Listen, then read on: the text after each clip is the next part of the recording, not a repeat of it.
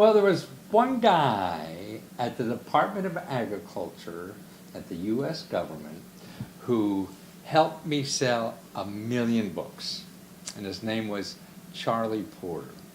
This is a guy when I was first starting in Washington, D.C., and I was running around helping fat cats. My clients were Fortune 500 clients and trying to get Fortune 500 clients. I had a 1-bedroom apartment here in Washington, D.C., and trying to be a consultant. And clients, I was saying, hey, you know, information is so big, and I just got my MBA and all this kind of stuff, and I was trying to get them information to run their businesses. So these investors and fat cats, I was trying to get them to call me up so I could get them information. And I didn't know anything, really. I just was convinced that information is so important for anybody to make decisions. I mean, you need to know your alternatives in life in order to make a good decision, and that's what I wanted to do. Because I saw corporate America relying on, you know, particularly in computers, some programmer making $10,000 a year to make a corporate decision. That's silly. So my mission at Getting MBA is to get information to top management to make decisions. And one of the first people I had was actually an investor in the commodities business. So he was on investing money in the New York commodities market. He was investing in something called Maine potatoes. That's right, Maine potatoes. And I didn't know anything about Maine potatoes. You know, I didn't know anything about potatoes. I thought they were potato trees. I didn't even know they grew out of the ground. You know, that's how much I was a city boy. You know? And so at the time, you know, if I got you the information, you'd pay me. If not, nothing lost. I had nothing better to do anyway. And he had millions of dollars tied up in this Maine potato thing, you know. And he needed some information about it. He wanted to know about the basic supply and demand or something so he could outguess the other idiots in the market who are gamblers, and they're just trying to outguess the other stupid people that are gambling their money in these things, you know. And so he said, hey, I'm smart than that. I'll find out what the real economics about Maine potatoes is. I didn't know. But at the time, I used to run the whole business just on a phone. It wasn't a smartphone. It was just a rotary dial phone or a push button, whatever the heck they had at the time back in the 70s. And I'd call around the government looking for a potato expert. And it'd take me about 3 or 4 phone calls, and I'd find an expert. And that was the guy's name. Charlie Porter is the government's potato expert. Yeah, at the time. He's since passed away.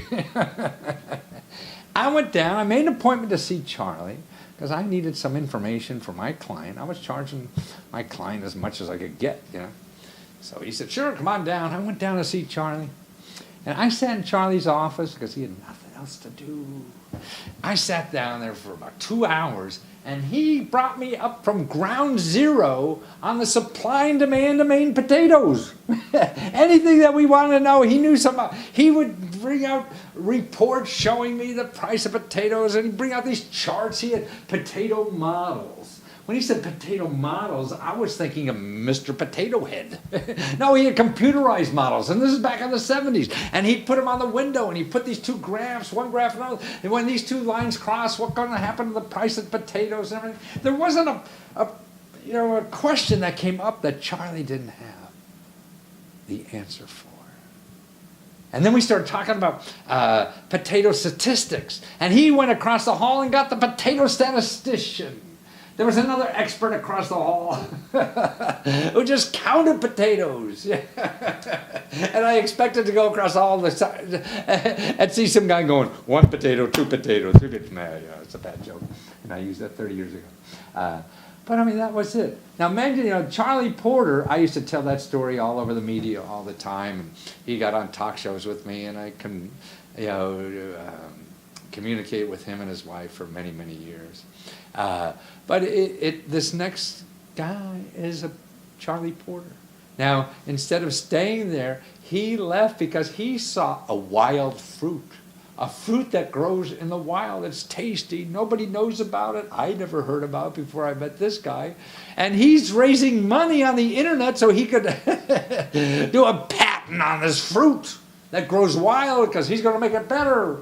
You know, this is what our bureaucrats are doing now, becoming entrepreneurs. And he's raising over $20,000 on the internet so he can patent this wild fruit and package it and all this kind of stuff, and be the what's called a pawpaw king.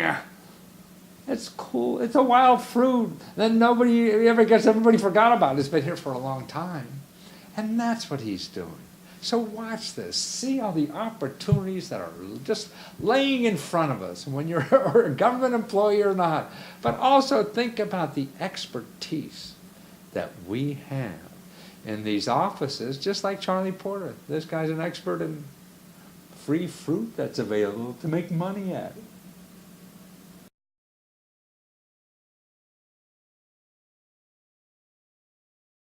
Neil Peterson with PetersonPompoms.com.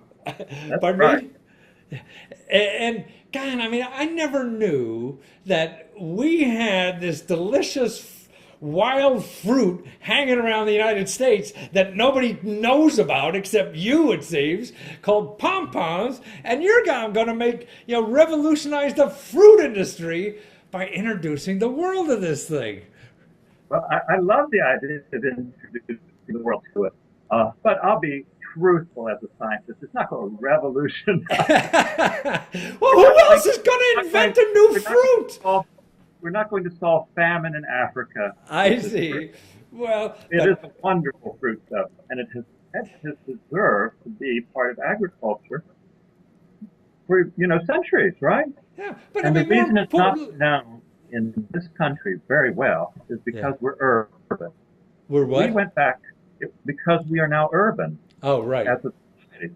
And if we went back to 1850, people in the East, where it's native, they would know it. You would almost I see. everyone would know of it. Yeah. Well, And I'm now a we city no longer. boy.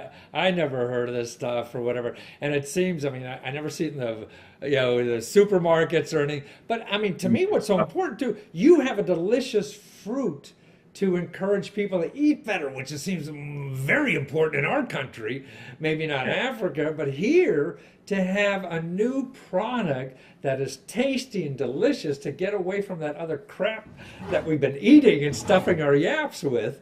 yeah, That seems processed important. food, right? Processed food that we eat so Yeah, much. right. Back to the fruits and vegetables. Yeah, So now and you, I very mean, nutritious.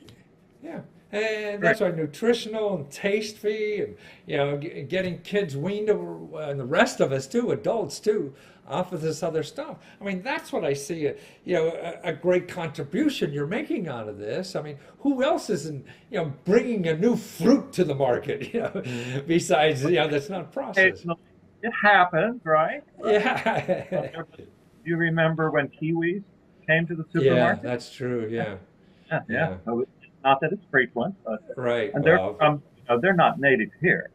What here's a wonderful episode, which is the blueberry. The ah. blueberry did not become well known until after 1920. What? Wow. So you're the Yeah, new blueberry. It's a and real American thing. And the blueberry was the last real American thing we brought to the world. that's it. Yeah, So now, we're now going to it's need orchards. Peterson. We're going to need orchards right now. Up till now, it's mostly backyard growers who buy the trees. Uh-huh. And so the fruit is for themselves. And there are a few small orchards, and you can get them. Now, you're, I believe, in Washington, D.C. Yes. Yes, well, in September, if you were to go to the DuPont Circle Fresh Farm Market, Oh, I run by there every week. okay, yes, that's on Sunday morning. Well, they usually have, during September, they have pawpaws. Wonderful. I'm Now, you're gonna not be there. Wow. No, I know. I'm at a place in Adams Morgan. We hang out on the weekend, and when I jog, I go through that market there, and it's a wonderful place. Well, that's wonderful. But now you're turning into this big agribusiness in a way by That's here's by the future. That once we take baby steps, we right. don't we don't get to the top of the mountain without climbing up the bottom slope, and that's where we are right now. But now you're on Kickstarter with your Peterson'sPomPaws.com. That also take you to Kickstarter to find out about contributing to get this thing off the ground or out of the dirt or whatever it is. Because what the Kickstarter is to get them to Europe and Japan. They don't have Ah, other ah, than they're not native there. So people don't know what it is and don't know how to pronounce it. Oh, And I don't right. care how they pronounce it, actually, as long as they eat it. That's right. They can call it Asamina instead of pawpaw. I don't care, as long as they can get the best varieties, which will encourage everyone to eat them. If you taste an inferior one, you may never want to taste another one again. I see. That's why I want Right. to get the best ones out there. One bad date with a dumb blonde, and you're never going back, huh? I Right. guess so.